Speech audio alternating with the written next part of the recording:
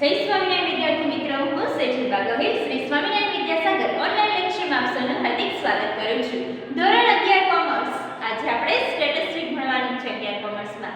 એની અંદર આપણે chapter number 5 એની અંદર વિષમતાની વાત કરતા હતા વિદ્યાર્થી મિત્રો. સ્વાધ્યાય 5.1 દાખલા નંબર 5 ની આજે ચર્ચા અને વિચારણા આપની સમક્ષ આ વિડિયોમાં કરવાની છે.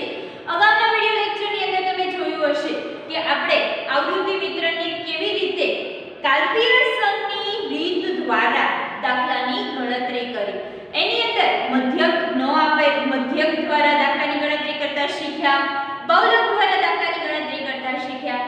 હવે આપણને વર્ગીકૃત માહિતી જ્યારે આપવામાં આવેલી છે અને વર્ગ આપેલા હોય ત્યારે કેવી રીતે આપણે દાખલાની ગણતરી કરવી, કાલ્પિયર્સનની પદ્ધતિ દ્વારા કેવી રીતે દાખલાની ગણતરી કરવી તેની ચર્ચા અને વિચારણા કરવાની છે.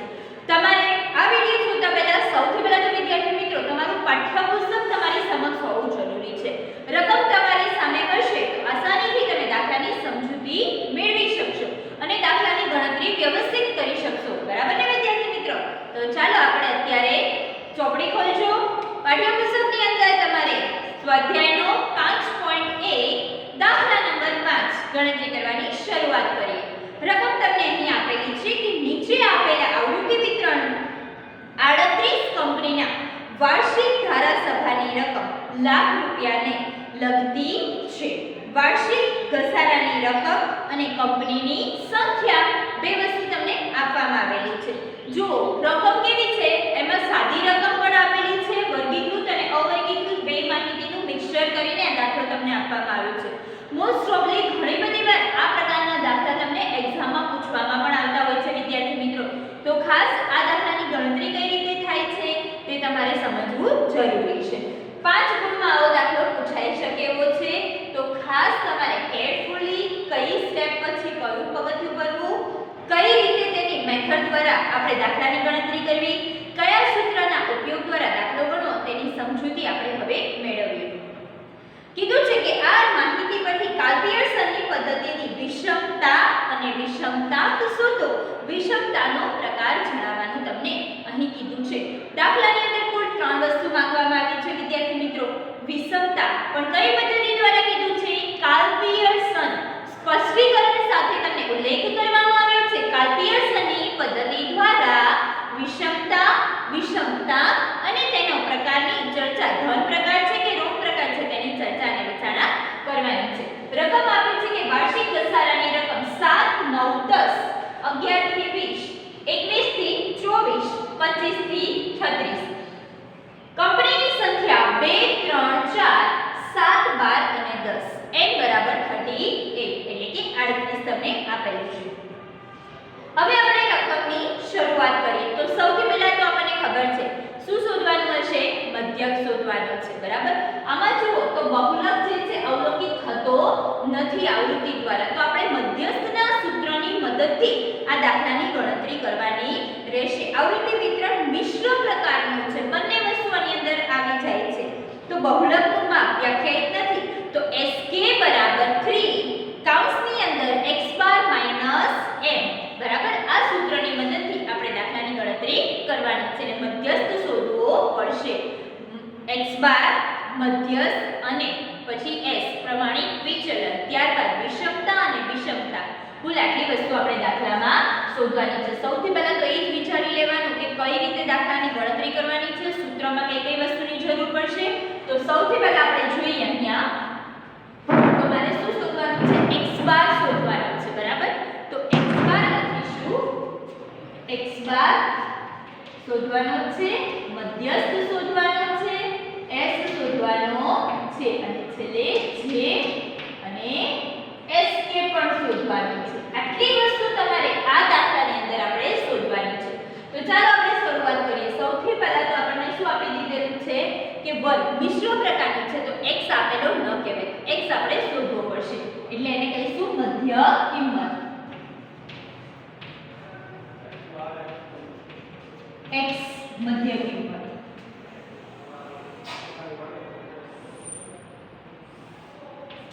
ચાલો 7 ના 7, 9 ના 9, 10 ના 10, 11 + 20 કેટલા થાય? એને ભાગ્યા 2 કરવાના છે એટલે જવાબ આપણને મળશે 7. 21 ભાગ્યા 2 એટલે 7. ત્યારબાદ 21 + 24 ભાગ્યા 2 એને કરતા આપણને જવાબ મળશે 12. અહીં આગળ આપણે મધ્ય કિંમત લખવાની છે. એ મધ્ય કિંમતની અંદર ભાગાકાર કરી અને જવાબ લેતા 15.5 24 + 21 ભાગ્યા 2 કરતા 22.25 25 + 36 ભાગ્યા 2 30.5. આ રીતે આપણે મધ્ય કિંમત મળે છે. x આપણે શોધી લીધો. હવે શું શોધવાનું રહેશે? f તો આપણને આપી દીધો છે, d શોધવાનો છે. f અને x મધ્ય કિંમત દ્વારા આપણે બંનેનું મિશ્રણ આપેલું છે એટલે d વાળા સૂત્રથી પણ તમે ગણતરી કરી શકો છો fd પ્રમાણે, અને fx સૂત્રવાળાની મદદથી પણ આપણે દાખલાની ગણતરી કરી શકીએ છીએ. અહીંયા આપણે fx દ્વારાની મદદથી સૂત્રની ગણતરી કરીશું. તો fx બરાબર fx, ત્રીજી કોલમ લેશું fx. એ બંનેનું શું કરીશું આપણે? ગુણાકાર. 7 દુ 14, 3 તરી 27, 9 તરી 27, 10 ચોક 40. આટલું થઈ ગયું. 15.5 ગુણ્યા 7 કરીએ તો 108.5 જવાબ મળે છે. 108.5. તમારી પાસે કેલ્ક્યુલેટર હોય તો શાંતિથી વ્યવસ્થિત રીતે ગણતરી કરવાની રહેશે. 22.5 ગુણ્યા 12 270. પાછળ કાંઈ નથી પણ આપણે પોઈન્ટ ઓફ વ્યૂ લીધું છે એટલે અહીંયા 0 મૂકો તો સારું રહેશે. 30.5 ગુણ્યા 10 તો 305.0. આ રીતે આપણો જવાબ મળે છે. fx નું શું કરવાનું છે વિદ્યાર્થી મિત્રો? ટોટલ કરી દેવાનું છે. તો આ બધાનું 14 27 40 108.5 270 305 764.5. આ આપણને fx મળ્યું. શું મળ્યું વિદ્યાર્થી મિત્રો? fx.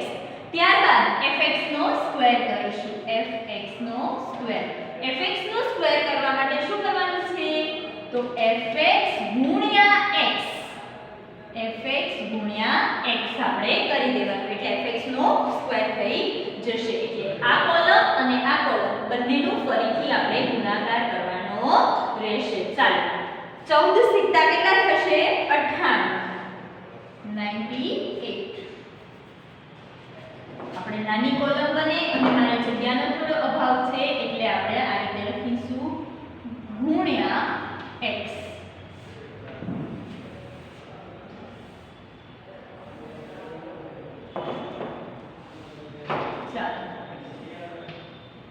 આ બંને વચ્ચે ગુણાકાર થશે એટલે fx નો સ્ક્વેર મળશે.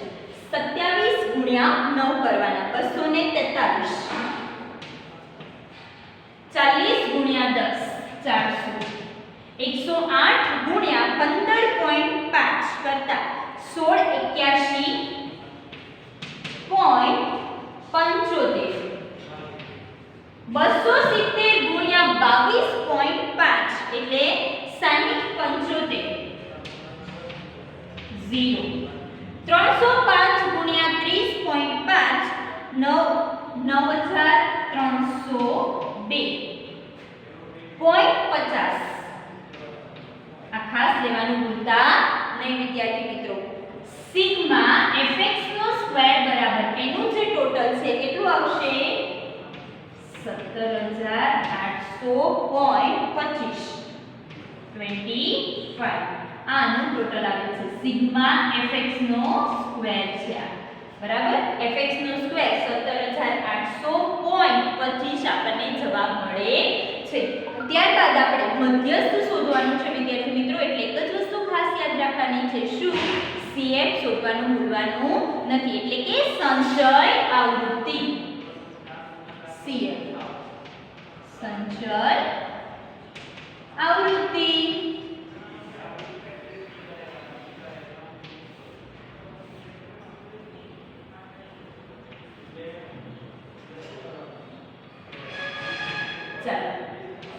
CF માટે આપણી જે પાસે રકમ છે 2 થી શરૂઆત કરીશું 2 વત્તા 2 ના 2 2 ની અંદર આપણે કેટલા એડ કરવાના છે 3 5 5 ની અંદર 3 ની અંદર પાછા 4 એડ કરીશું એટલે 9 9 ની અંદર 7 એડ કરીએ એટલે 17 16 16 ની અંદર 12 એડ કરીશું એટલે 28 28 ની અંદર 10 એડ કરીશું એટલે 38 બરાબર આ રીતે ટોટલ કરતા જો 38 અને 38 બંને વસ્તુ આપણને મળી ગઈ એટલે આપણે સંચય આવૃત્તિ CF ક્લિયર છે એ સમજાઈ ગયું આપણું જે ઓવરઓલ મારે કોષ્ટક તૈયાર કરવાનું હતું એ આપણે થઈ ગયું છે હવે આપણે શરૂઆત પહેલાથી કરીશું મધ્યક શોધવાની શેનાથી વિદ્યાર્થી મિત્રો મધ્યક આ મિશ્ર આવૃત્તિ વિતરણ વાળો દાખલો છે એટલા માટે આ ટાઈપમાં આપણે ગણ્યો છે હવે x બાર મધ્યકની ગણતરી કરીએ મધ્યક x બાર બરાબર સૂત્ર શું છે યાદ કરી લેજો સિગ્મા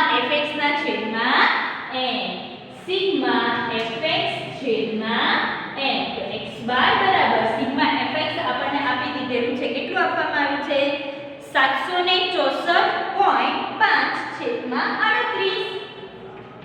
764.5 છેદમાં 38 બરાબર તો એ બંનેનો ભાગાકાર કરીએ એટલે 20.12 લાખ જવાબ મળે છે લાખ શા માટે કારણ કે અહીંયા તમને જે રકમ આપેલી છે એમાં લાખ રૂપિયામાં એમ લખેલું છે એટલે આપણે દરેક આન્સરમાં લાખ રૂપિયામાં આવશે બરાબર હવે 20.12 આપણો શું આવ્યો 20.12 લાખ x બાર આપણને મળી ગયો છે અહીંયા થોડું હાઇલાઇટ કરીશ જેથી કરી અને તમને ખ્યાલ આવે કે એક વસ્તુ આપણને શોધાઈ ગઈ છે x બાર શોધવાનો તો એ આપણને મળી ગયો છે પહેલું વસ્તુ આપણે સ્ટેપ ક્લિયર કરી બીજું શું શોધવાનું છે તો કે m એટલે કે મધ્યક મધ્યક શોધવા માટે પહેલા તો જોઈએ કેવી રીતનો વર્ગવાળી આપી છે તો એની માટેનું સૂત્ર શું થશે n ના છેદમાં 2 માં અવલોકનની કિંમત બરાબર યાદ આવી ગયું કે નહીં ઓકે ચાલો હવે m બરાબર n ના છેદમાં 2 માં અવલોકનની કિંમત ઓકે હવે આપણે સૂત્રની અંદર આપણે રકમ એડ કરવાનું છે એટલે જોઈએ n ના છેદમાં 2 n કેટલો આવ્યો છે 38 છેદમાં 2 માં અવલોકનની કિંમત હવે 38 ભાગ્યા 2 કરીએ એટલે 19 માં અવલોકનની કિંમત 19 માં અવલોકનની કિંમત 19 માં અવલોકનની કિંમતની અંદર આપણે હવે જોવાનું છે CF પરથી સ્પષ્ટ થાય છે કે CF પરથી સ્પષ્ટ થાય છે હવે CF ની અંદર જોવાનું 16 સુધી આવશે નહીં આવે 28 આવશે હા આવશે તો કયો વર્ગ આવશે વિદ્યાર્થી મિત્રો આ વર્ગ આવે છે આ રીતે તમારે પેન્સિલથી હાઇલાઇટ કરી નાખવાનું જેથી કરીને આપણે જ્યારે સૂત્ર મૂકીશું તો આ બધું અંદર ભેગું ન થઈ જાય CF 21 થી 24 નો વર્ગ આપણને મળે છે નિવારક સ્વરૂપમાં ફેરવવો પડશે 21 થી 24 નો વર્ગ નિવારક સ્વરૂપમાં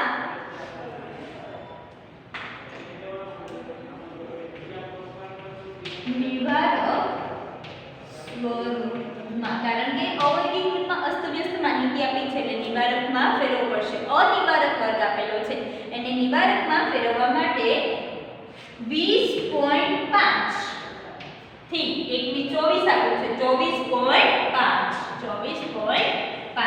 l વાળું સૂત્ર યાદ છે કે નથી યાદ વિદ્યાર્થી મિત્રો બરાબર હવે આપણે m નું સૂત્ર મૂકીશું m બરાબર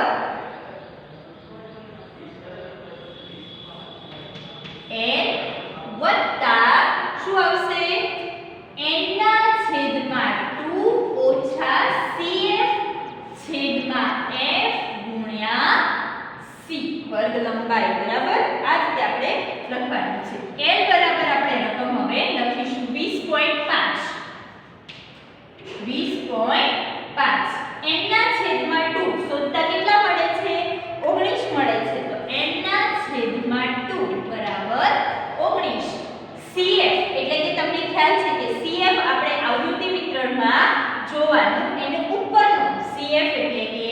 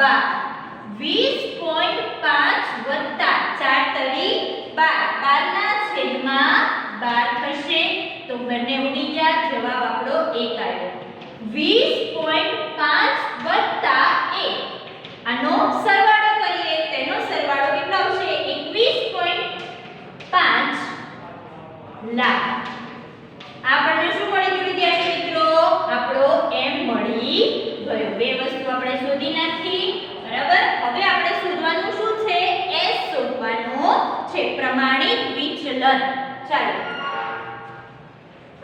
s પ્રમાણિત વિચલન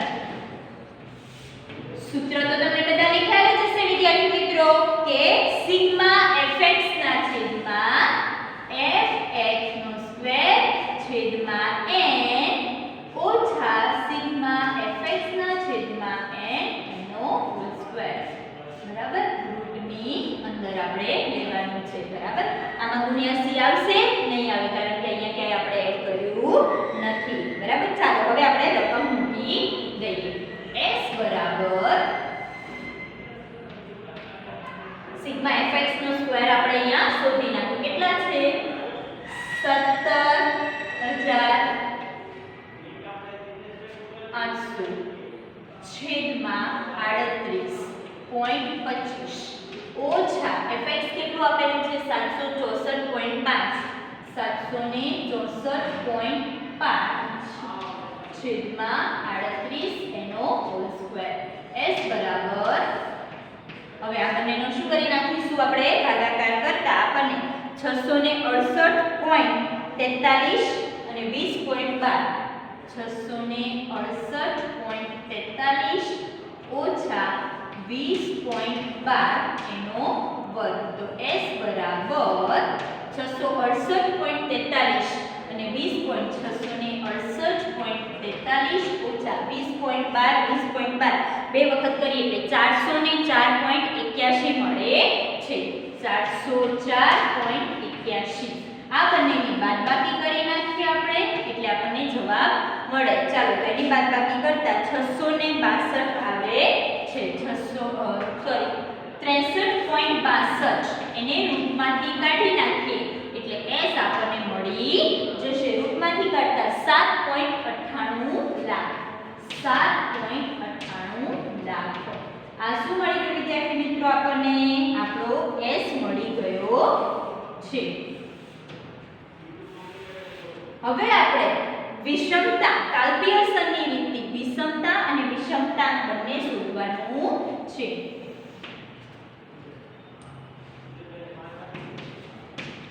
વિષમતા અને અહીંયા વિષમતાંક બંને કાલ્પિયર્સનની મદદથી આપણે શોધવાનું છે સૂત્ર યાદ છે sk બરાબર આપણે યાદ કરીએ કે 3 કૌંસમાં x બાર ઓછા m x બાર આપણે શોધ્યું x બાર આપણને કેટલું મળ્યું છે વિદ્યાર્થી મિત્રો 20.12 અને m કેટલું મળ્યું છે આપણને 21.5 બરાબર સૂત્રમાં મૂકતા 3 કૌંસમાં 20.12 ઓછા 21.5 તો આપણે અહીંયા આ બંનેની પહેલા સૌથી પહેલા તો બાદબાકી કરી નાખીએ તો કેટલા આવે છે -1.38 જવાબ મળે છે -1.38 ગુણ્યા 3 કરીએ આપણે તો -4.14 લાખ રૂપિયા